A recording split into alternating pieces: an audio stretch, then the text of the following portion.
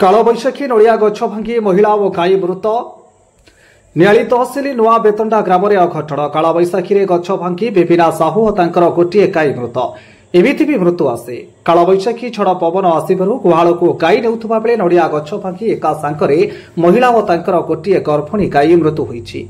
गाई को खुंटरू फिटाउथिबा बेले पवन नड़िया गछटी भांगी पड़ता बेबिना मुंड उपरे गछटी पड़ जाइथिला। रक्त चुड़बुड़ अवस्था नियाली गोष्ठी स्वास्थ्य केन्द्र निया जाइथिला। सेठारे डाक्तर तांको मृत घोषणा करथिले। सेहिपरि गाई उपरे गछ पड़िथिबारु गछ तले चापी होई गर्भिणी गाईर मृत्यु मध्य घटिछि।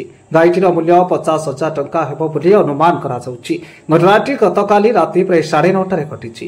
परिवार रे से थिले मुख्य रोजगारक्षम गाई रखी परिवार प्रतिपोषण करुथिले। तांको मृत्युरे सासु झियो बहु बेसहारा होई पड़िछन्ति। परिवार को सरकारी सहायता जोगाई देबाको दाबी हेउछि।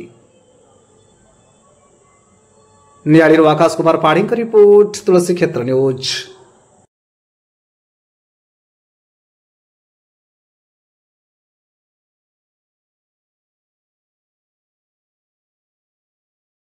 सचित्रानंद जेना लोक ना हूँ बेबिना साहू आम पड़िशा हठात काली काल बैशाखी आसी से घड़घड़ी पड़ी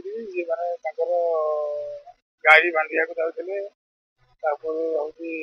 हठात घड़घड़ी बसा पवन हो गाई मरी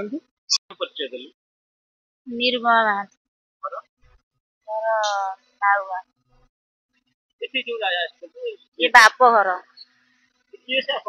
आम भाउज सान भाउज से गाई पदार बंधा होते खरा दिन बोली बांधती राति अधिकार आणती गाई जमी मेघ पवन हईला सी हईला गाई आनिया गाई फिटुची तो शीघ्र गोटे चढ़चढ़ी माइला चढ़चढ़ी मारा भर गाई टा चढ़ीगला पड़गला लिंगराज जेना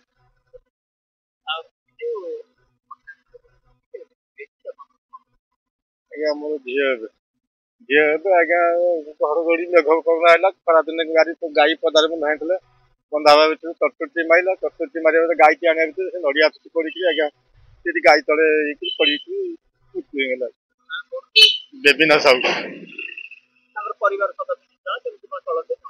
मूल्य संसार आज्ञा मूल्य मागे तो चलती।